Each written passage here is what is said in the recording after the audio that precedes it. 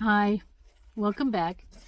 It's Citizen Susan here to talk more about the problems with our election process and the fact that the Democrats and Republicans have taken over the country and it's no longer being run by the people. So this is the Constitution here, and Article 2, Section 1, the executive power is what it's talking about. So the executive power shall be vested in the President of the United States of America. He shall hold his office during the term of 4 years, and, together with the Vice President chosen for the same term, be elected as follows. Each state shall appoint in such a manner as the legislature thereof may direct a number of electors. So the legislature may direct the number of electors equal to the whole number of senators and representatives to which the state may be entitled in the Congress.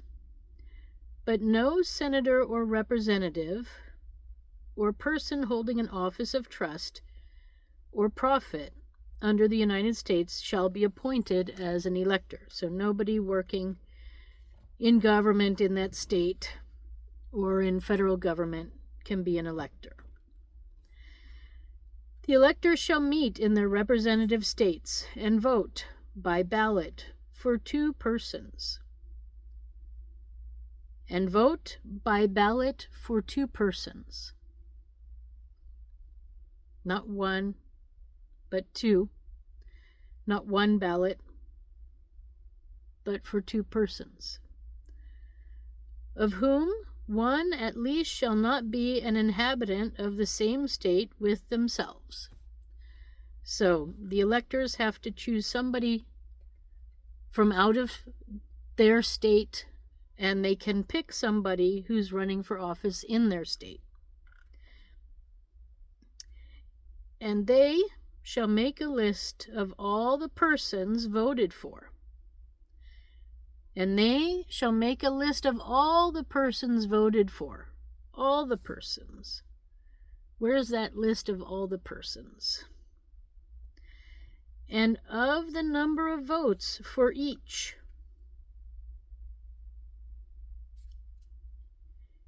So a list of persons voted for and the number of votes for each. So where is this list? All the 50 states out there. I'd like to see it. Which list they shall sign and certify. So where is this list? Because I'm not the same as somebody else who is a write-in candidate, you know. I'm me, and someone else might also be running as a write-in candidate. And all of our votes need to be counted and tallied somewhere. So where is this list? I would like to see it. I know I'm coming to you as Citizen Susan, so I voted for Susan Bookser, the presidential candidate.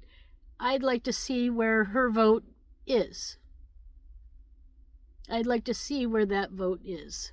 West Virginia and from all the other states. So will that be announced today?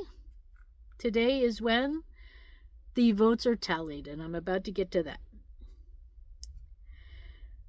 So it is signed and certified and transmitted, sealed to the seat of the government of the United States, directed to the President of the Senate.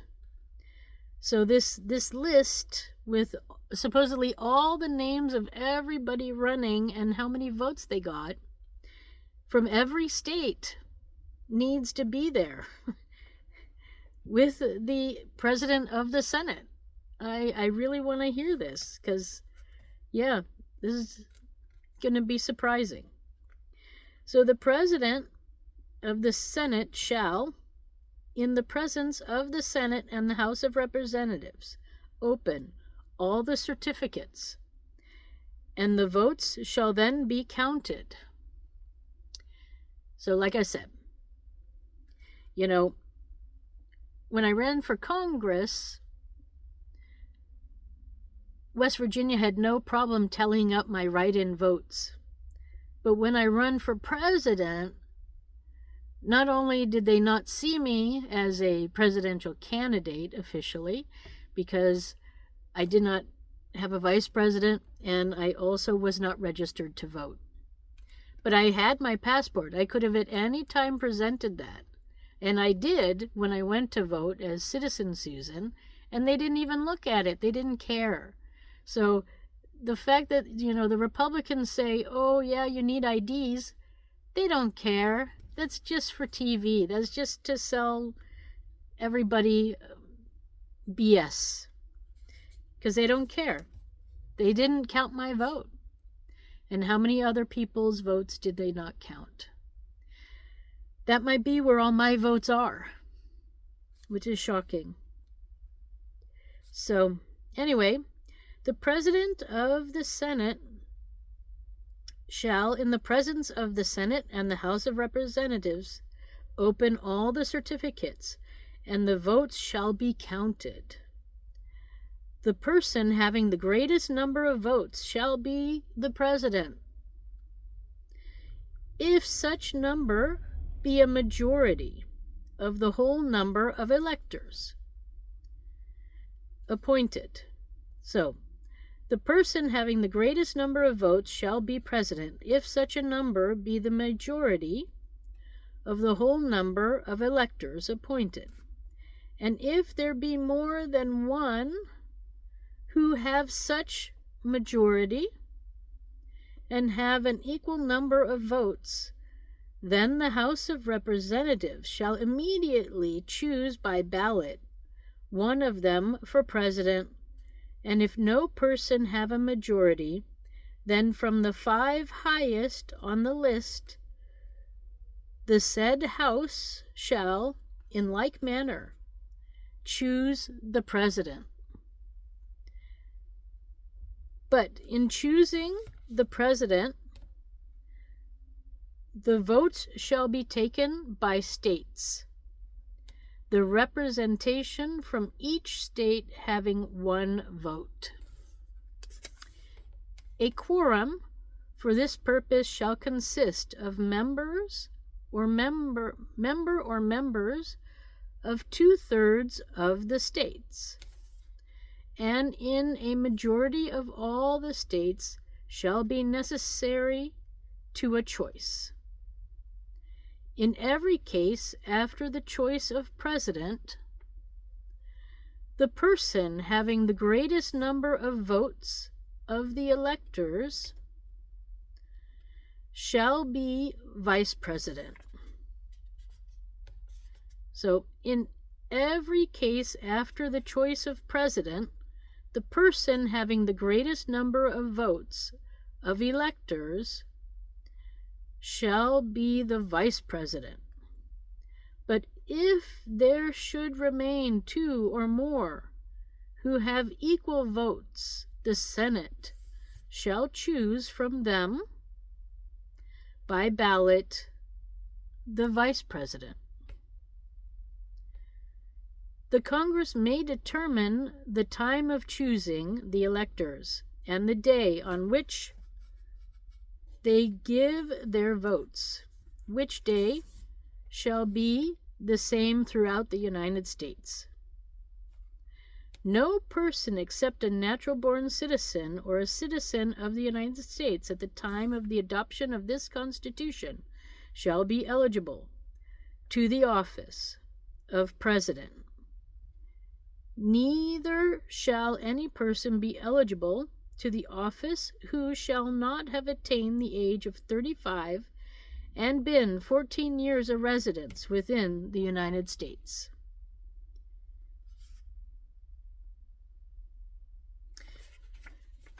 So that's what's happening today. That's how the electors vote. That's how the votes get counted, and that is where we are. Then, just to remind you, and to remind a lot of us, that supposedly everyone takes the oath who is a federal office elected official to protect and defend the Constitution. Preserve, protect, and defend. But so far, I'm not seeing that. And this is, again, a problem. So I'm going to stop here. No, actually, no. I'm going to keep going. Because it's just unacceptable what is going on. So when we're born into the USA, we automatically become citizens. But we're not full citizens until we reach the age of 18. And the Constitution that is there to protect us and guide us is our working document for laws and life and whatever. It talks about our freedoms and things of that nature. And there's explicit freedoms, and then there is implied freedoms. So implied is the right to have your vote counted. It doesn't say it in here anywhere that they have to count your vote, but it is implied that that is one of our rights, because it's a right, it's a liberty to vote. That's the whole point of all of this. Is the fact that we, the people of the United States, not we, the people of Mexico, not we, the people of the world, but we, the people of the United States. So that means the citizens of the United States. That's how it starts, our Constitution. In order to form a more perfect union, okay, we know we're not perfect. We know we're always working on being better. And we have a lot of work to do after all my research that I've discovered. Establish justice. So, yeah, there has to be rules, because people need guidance and know where the boundaries are. Ensure domestic tranquility. Well, that's not what we're doing very good at all. In fact, we've set up our country so that people fail often and are not tranquil. And we need to work on that. That's like major. We really need to work on ensuring domestic tranquility. Provide for a common defense. That we do exceptionally well. That we do, at least our borders, not our southern border, but we do exceptionally well on common defense, except when it comes to inside the country, our domestic tranquility is not there. That's where we're failing. But outside, we're doing okay. Promote the general welfare. Well, we're doing really poor on that, because, nobody has money put aside for a rainy day, and lots of people are living paycheck to paycheck. And, one illness and suddenly, you're in trouble. So we got to work on that too. And secure the blessings of liberty. Well, when my liberty is to vote as a U.S. citizen and have it counted, and yes, they let me vote, but they don't count it, then liberty is gone. So we have no blessings of liberty. And I personally know also people who have been put into prison whose liberties were ripped away from them for decades. Not even, we're not talking 1 year wrongfully incarcerated. We're talking decades wrongfully incarcerated. So this is unacceptable. And this liberty is supposed to be for ourselves and our children. But if we don't even have it for ourselves, our children certainly don't have liberties either. And so we, the people of the United States, ordain and establish this Constitution for the United States of America. So that's what we're talking about. It's supposed to be run by the people, but clearly, I know that some people, you give an inch and they take a mile, and that's what Congress has done, and that's what the states have done. And in fact, I don't even want to blame Congress in the states. It's actually what the Democrats and Republicans have done. We've given them inches and they've taken miles, and it's unacceptable, and it's got to stop. So we the people don't accept fraudulent elections. I'm sorry. It's unacceptable. And I have a lawsuit pending with the Supreme Court, so I hope that justice will prevail. Let's see. I'm, hoping that we don't have to live this way forever. It's time the people get power back, and I want to give it back to you. One of the things I want to do is get rid of Congress. We don't really need them. We need a Senate, and the rest of the representation is you, the people. I want direct voting from you so that your voices really get heard. And I'm going to say that the states should follow suit. You're established. You don't need a legislature. There's nothing new coming out that's going to change life.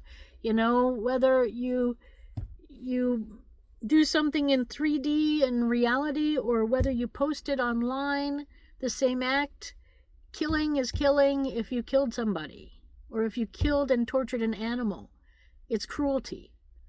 So whether you do one in life and one on the internet, it's the same thing. We don't need separate laws for it. That's just lawyers making busy work. That's just you, the House of Representative person, trying to look busy, trying to look like you're doing a job that doesn't need to be done anymore. We needed you at the beginning when we established our country, and in the beginning, it took a lot of time from news to pass from one side of the country to the other.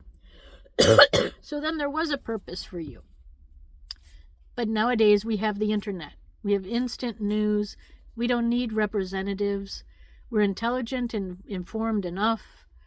What we need is transparency, and we need real elections. Clean elections, corruption-free elections, fraud-free, manipulation-free elections.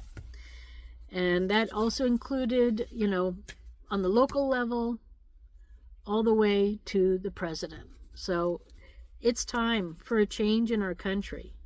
And, all countries go through this. It's a growing pains of growing and establishing. We're no longer a new country. We are an established country now. And most countries, when they get to our stage, they do this. They start giving the power to the people.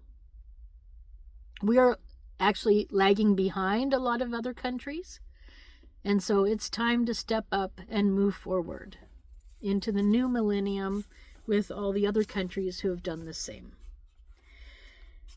So yeah, we don't need to pay salaries and give houses and cars to House of Representatives people to go to Washington to not represent us. I don't need it. I don't think you need it. So anyway, let's see what's going to happen today with the Congress together and the reading of the votes for the Electoral College votes. Then I want to read our rights. So most of the Constitution is really about running a government. There is a little bit about the rights of the people, but the amendments are where those really come in. So I'm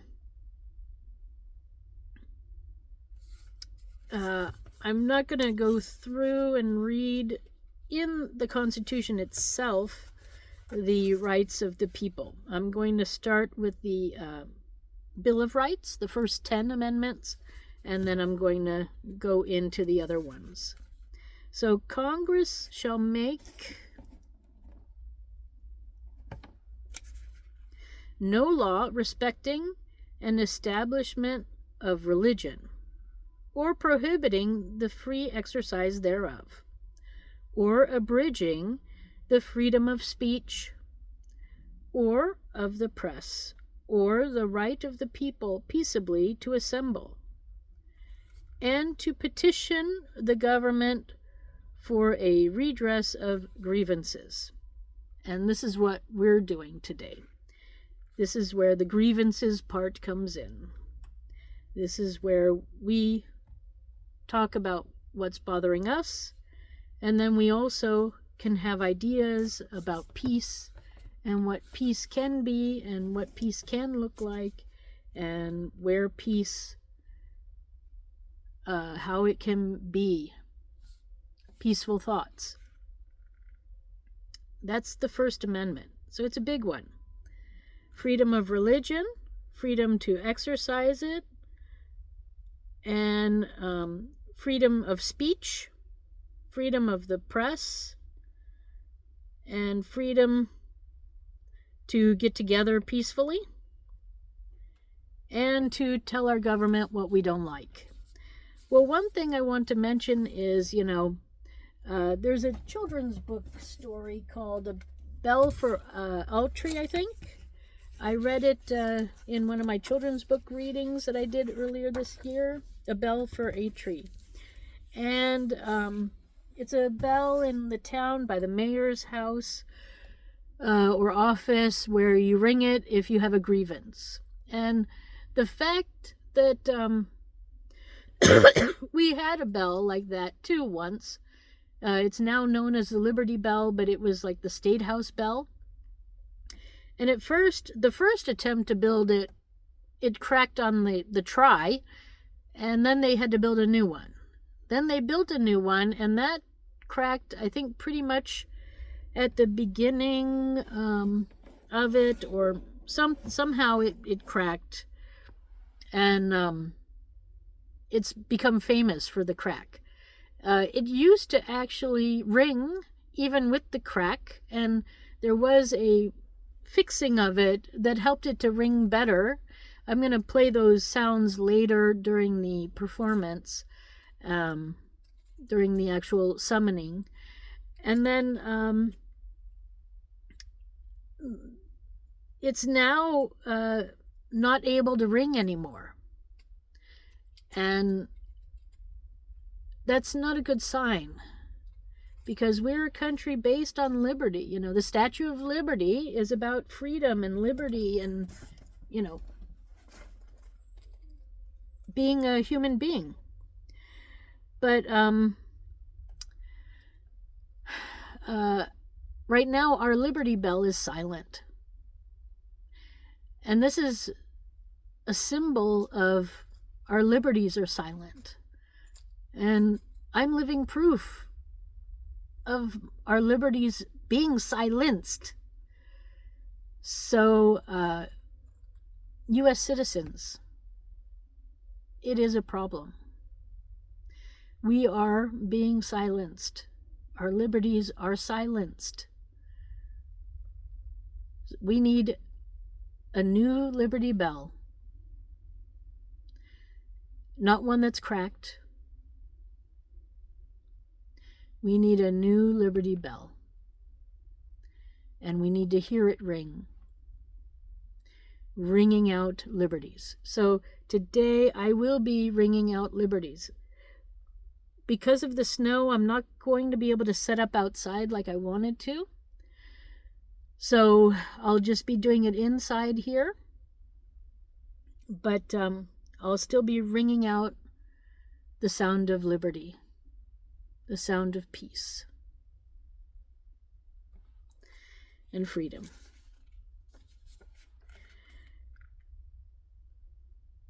So then Amendment 2 is a well-regulated militia. A well-regulated militia. Being necessary for the security of a free state.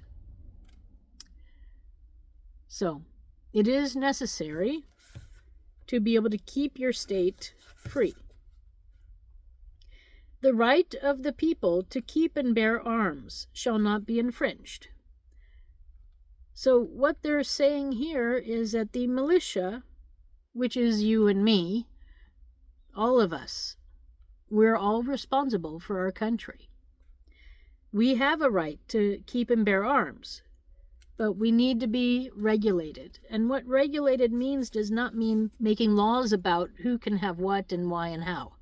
What it means is to be well trained, well equipped, ready to take on any challenge to the freedom of the state.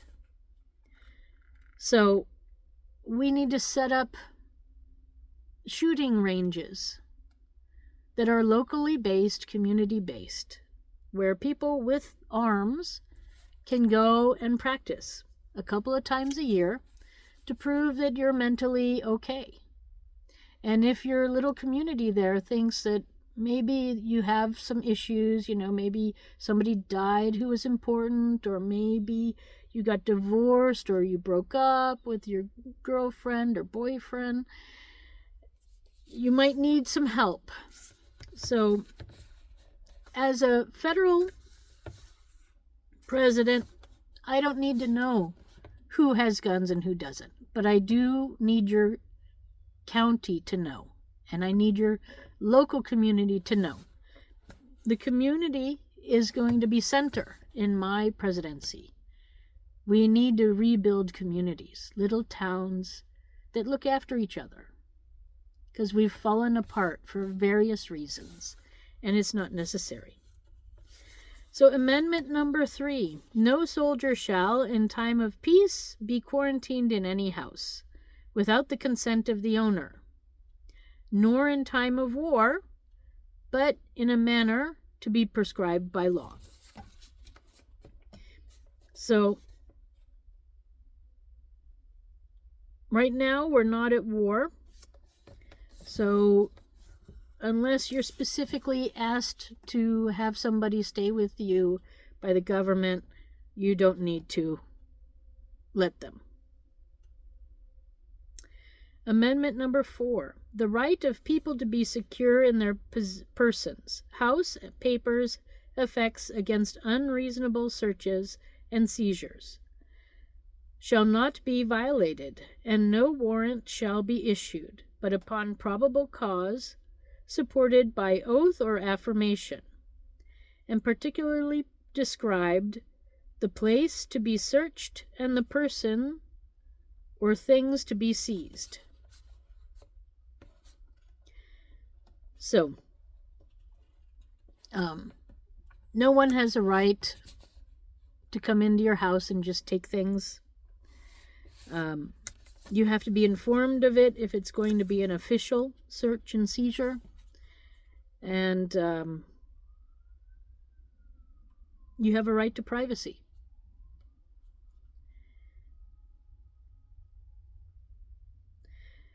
So the next two I'm going to skip over quickly because they deal with if you have done a crime.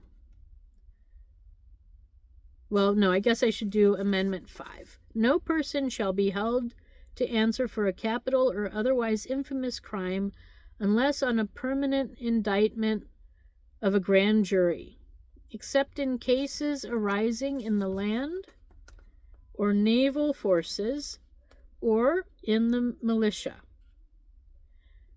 when in actual service in time of war or public danger, nor shall any person be subject to the same offense to be twice put in jeopardy of life and limb, nor shall be compelled in any criminal case to be a witness against himself, nor be deprived of life, liberty, or property without due process of the law. Nor shall private property be taken for public use without just compensation. So that means that until you have been proven guilty of something, you should in theory, be seen as innocent. And no one has the right to take your life, liberty, or property away without process of the law.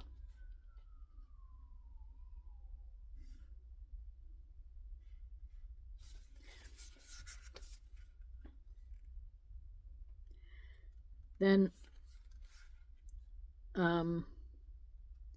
Amendment 9, I'm skipping to Amendment 9 right now. The enumeration in the Constitution of certain rights shall not be construed to deny or disparage others retained by the people. So, the rights of the people are first and foremost, is what this is saying.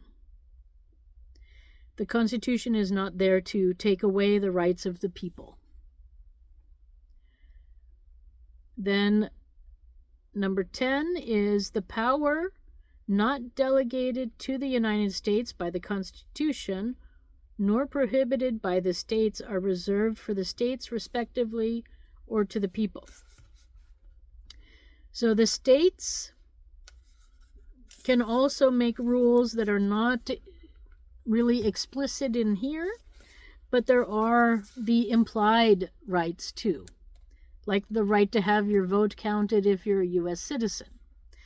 The states have no right to take away my people right, my citizen right. And they purposefully put the people amendment first before the state amendment. So it's really a constitution and rights for the people first. But sadly, the states are doing a lot of rights on their own, and in fact, they're taking a lot of rights away, which is not acceptable.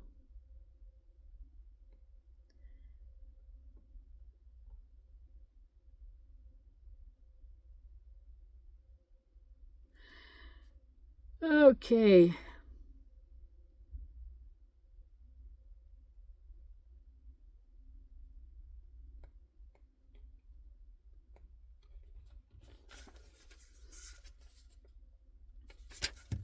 Then we have an amendment to today's proceedings in Congress. And the electors shall meet in their representative states and vote by ballot for president and vice president, one of whom at least shall not be an inhabitant of the same state with themselves. Actually, this is about the voting. Well, no, let me continue. Just the Electoral College in general.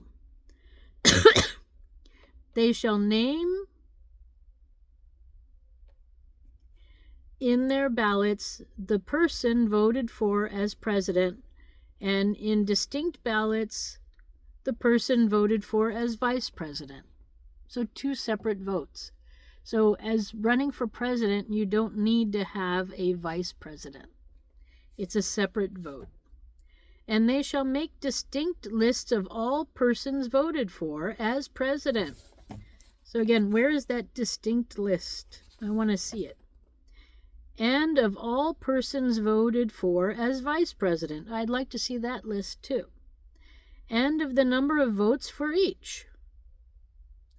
Which lists they shall sign and certify and transmit, sealed, to the seat of government of the United States, directed to the President of the Senate.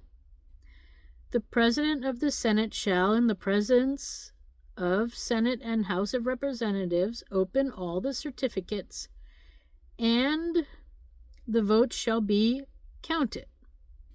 The person having the greatest number of votes for president shall be president, if such a number be a majority of the whole number of electors appointed.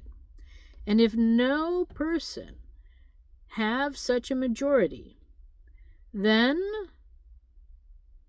from the persons having the highest numbers not exceeding 3 on the list of those voted for as president, the House of Representatives shall choose immediately by ballot the president.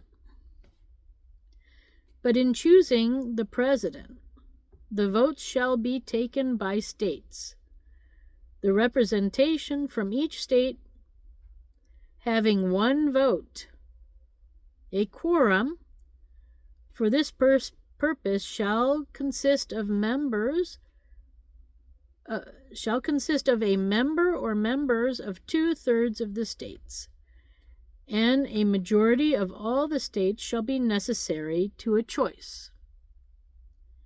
And if the House of Representatives shall not choose a president, whenever the right of choice shall dissolve upon them, before the 4th day of March next following, then the vice president shall act as president in the case of death or other constitutional disability of the president. The person having the greatest number of votes as vice president shall be vice president, if such number be a majority of the whole number of electors appointed, and if no person have a majority, then from 2 highest numbers on the list, the Senate shall choose the vice president. A quorum for the purpose shall consist of 2/3 of the whole number of senators, and a majority of the whole number shall be necessary to a choice. But no person constitutionally ineligible for the office of president shall be eligible to that of vice president of the United States.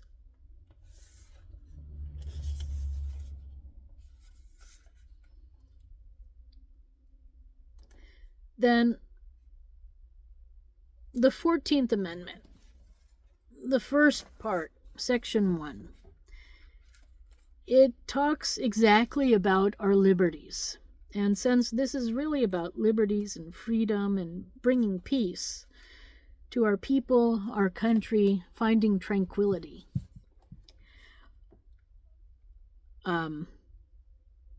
it's an important one, and I'm just going to read the first section. So Section 1, all persons born or naturalized in the United States and subject to the jurisdiction thereof are citizens of the United States and of the state wherein they reside. No state shall make or enforce any law which shall abridge the privileges or immunities of citizens of the United States. Nor shall any state deprive any person of life, liberty, or property without due process of the law, nor deny any person within its jurisdiction the equal protection of the laws.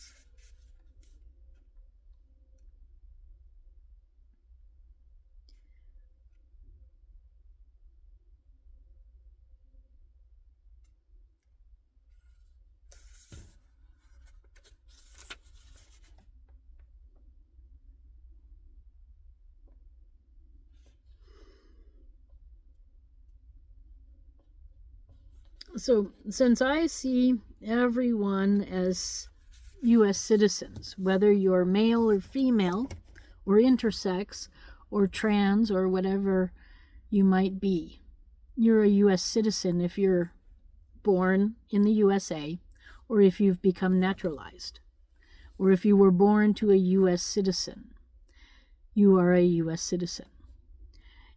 That also includes color of skin. It doesn't matter what color of skin you have.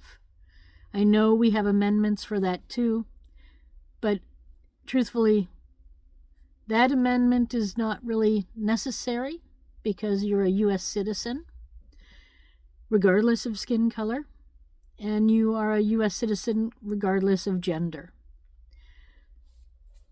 So, when you're born in the USA or to a U.S. citizen, you are a naturally born citizen. If you decide to become a U.S. citizen when you're not, that takes some years and some documents, and then you can become a citizen. But then you're a U.S. citizen too. And that is how citizenship works. So it has nothing to do with skin color. It has nothing to do with if you're male or female or something in between. If you're a human, that's what it comes down to. So I think our liberties are being trampled on. We've been told a lot of lies and manipulated in a lot of ways, and it's time to regain our citizenships, our liberties, our rights as citizens. And it's time to create tranquility here in our country and look out for our people. And if you look at my platform running as president, right now I'm Citizen Susan, but I'm also president candidate. My website has a lot on it. My Facebook page, under my name Susan Maude Bookser or Susan Bookser Lahaki, or any one of those combinations. Then I also have YouTube, I have X, I have LinkedIn, and you can find out a lot about me there. But anyways, we have some big issues. And we have a lot of people trying to keep other people down. And sadly, it seems to be the religious extremists who are doing it. We have some Christian extremists who are trying to keep other religions out of power, keep them down, keep atheists out, all sorts of things. We got religious prejudice is what we have. And it's time to stop all of this. I had no idea when I got started back in 2019 how bad things have gotten in our country here. But it's my country too, and I love the USA. But I don't love it the way it is. And you shouldn't accept it either. We've been taken advantage of. We're good people, and greed, warmongers, and people with prejudice have taken over. Maybe they've always been here. Maybe they were a little bit on the sidelines once. Or maybe they've been in power for a long time. But it's time to say goodbye. We don't need their prejudice. We don't need their warmongering. We don't need their greed. We need community. We need love. We need caring. We need each other.